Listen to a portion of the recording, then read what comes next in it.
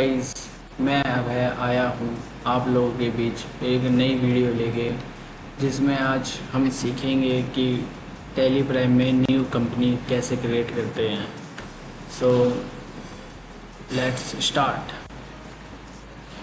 जब हम tally prime open करते हैं तो कुछ इस तरह का इंटरफेस हमें मिलेगा, जिसमें हमें सबसे पहले ऊपर ये क्रिएट कंपनी का ऑप्शन दिख रहा है, इस पर हमें एंटर करना है।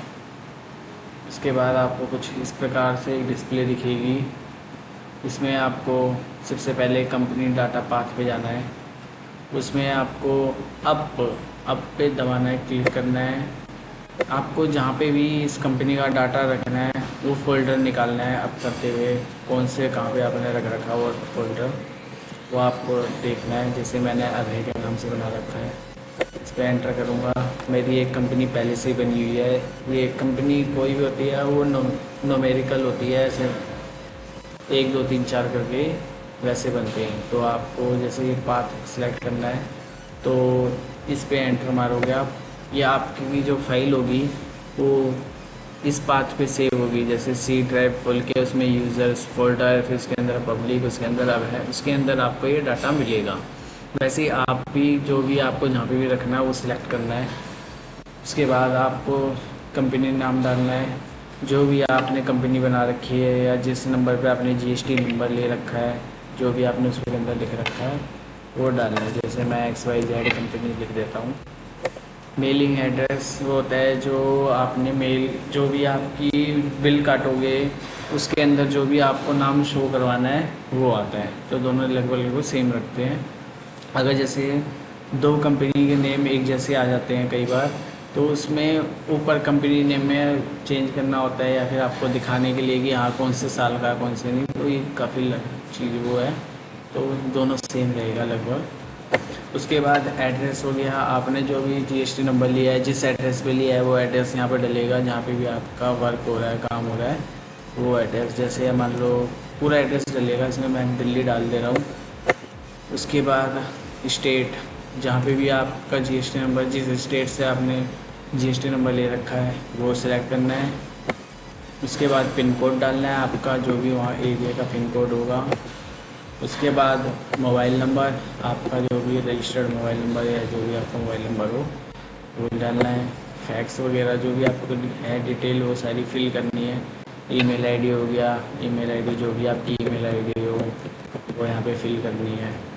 इसके बाद आपका फाइनेंशियल ईयर जो भी आप इस साल से अगर वर्क कर रहे हो तो यहाँ पे 1 अप्रैल 2024 आ जाएगा। कोई भी फाइनेंशियल ईयर ये होता है, जो भी काम करने का सरकारी जो होते हैं वो 1 अप्रैल से स्टार्ट होते हैं और 31 मार्च तक होते हैं।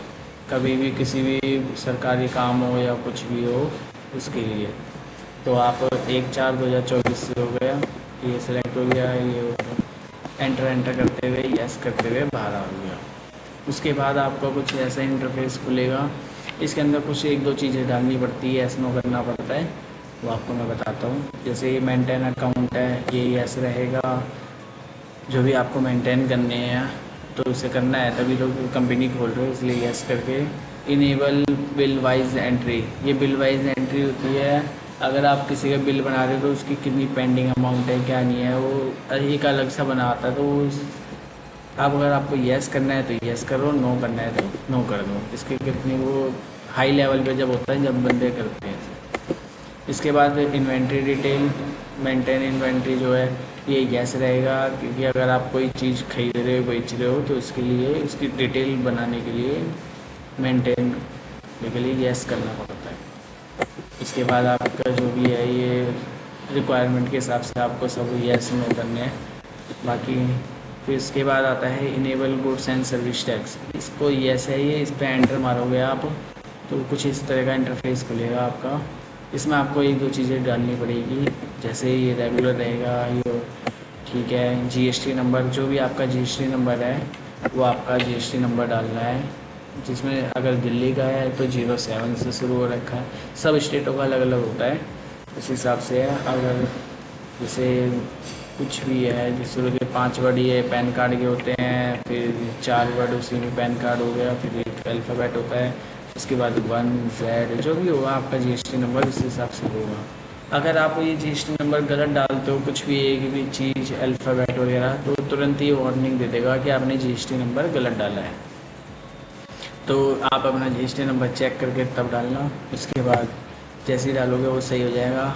उसके बाद आपने GSTR1 जो भी आप अगर रिटर्न में भरते हो, मंथली भरते हो या क्वार्टरली भरते हो, वो चीज़ देख के यहाँ पे सिलेक्ट कर लेना।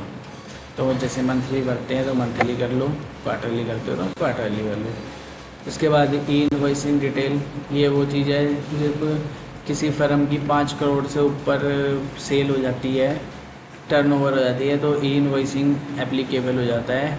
तो अभी ये एप्लीकेबल तो है ही नहीं, तो इसलिए इसे नो रखेंगे।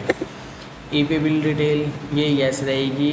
जब भी आप किसी को माल बेच रहे हो, अगर दिल्ली से दिल्ली के अंदर बेच रहे हो, तो 1 लाख तक का जो बिल काटोगे आप, उसमें तो ई बिल नहीं भरा जाएगा। अगर 1 लाख से ऊपर जैसे ही होगा अमाउंट, उसका ई बिल जनरेट करना पड़ेगा। इसके ऊपर मैं एक अलग वीडियो लेके आऊँगा, उसमें इसकी सारी डिटेल बताऊँगा आपको। और अगर ये दिल्ली के बाहर बेचते हो तो 50,000 की लिमिट है। 50,000 क्रॉस करते ही उसका ई बिल जनरेट करना पड़ता है। तो ये 1 अप्रैल 2024 ही रहेगा।